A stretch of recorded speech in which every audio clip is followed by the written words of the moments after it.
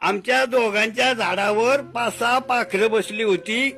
ती पाखरं ते झाड हिरवगार आणि गजबजून गेलं होतं. थांब.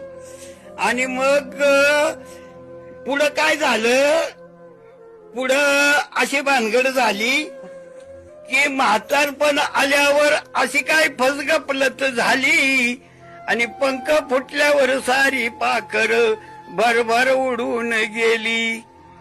आमची लाडाची सुनबाई काही सांगू तिची नवलाई, नवऱ्याच्या कानात सांग तुमचा आई बापू पाहिजे नाही.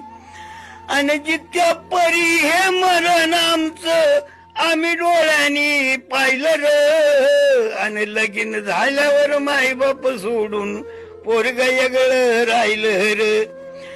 जन्म देऊन आम्ही पोराला सुख दुःख कितीतरी सायलं र.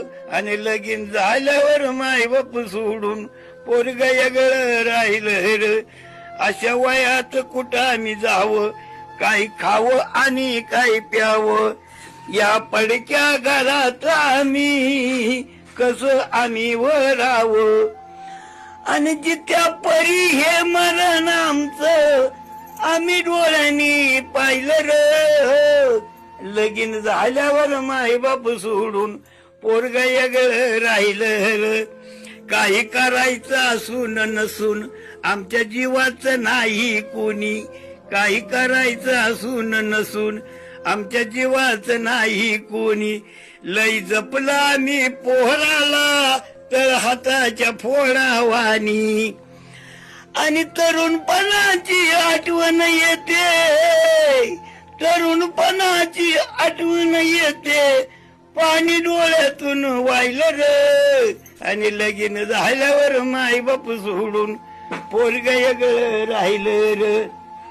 म्हातारपण आल्यावरती अशी काय किमया झाली आणि पंख फुटल्यावर सारी पाखर भरभर उडून गेली. ही एक जगाची एक राठी तुमच्या समोर मांडली. आम्ही दोघ जण